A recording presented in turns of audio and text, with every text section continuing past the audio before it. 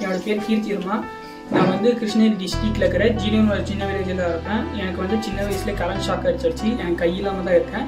நான் வந்து இங்கே 1ஆவதுலேருந்து 5வது தொடக்க நிலை பள்ளி ஜீனியோவில் தான் படித்தேன். அதுக்கப்புறம் 6வது to 10வது வந்து நெடுமருது உயர்நிலைப் பள்ளியில் படித்தேன். 11, 12 குறும்பர்பள்ளி உயர்நிலைப் பள்ளியில் படித்தேன். இப்போ +2 ரிசல்ட் வந்திருக்கு.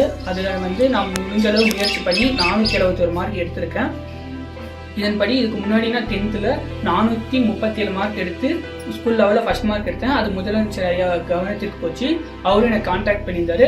அவர் வந்து உன்னோட தேவையை கேட்டார். என்னோட தேவை என்னென்னா, எனக்கு இருக்கிறது அம்மா மட்டும்தான், எனக்கு யாரும் இல்லை, எதுவும் இல்லை, நீங்கள் தான் எனக்கு உதவி செய்யணும் ஐயான்னு கேட்டிருந்தா.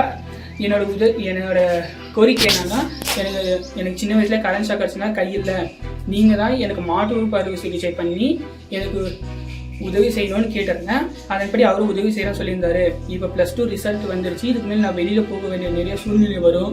நிறைய இடத்துல தங்கணும், நிறைய விஷயத்தை கற்றுக்கணும்னு ஆசை. அதெல்லாம் நடத்தணும்னா எனக்கு மாற்று உறுப்பு அறுவை சிகிச்சை வேணும். நீங்கள் தான் உதவி செய்யணும் ஐயா, நான் தாழ்மையை கேட்டேன்.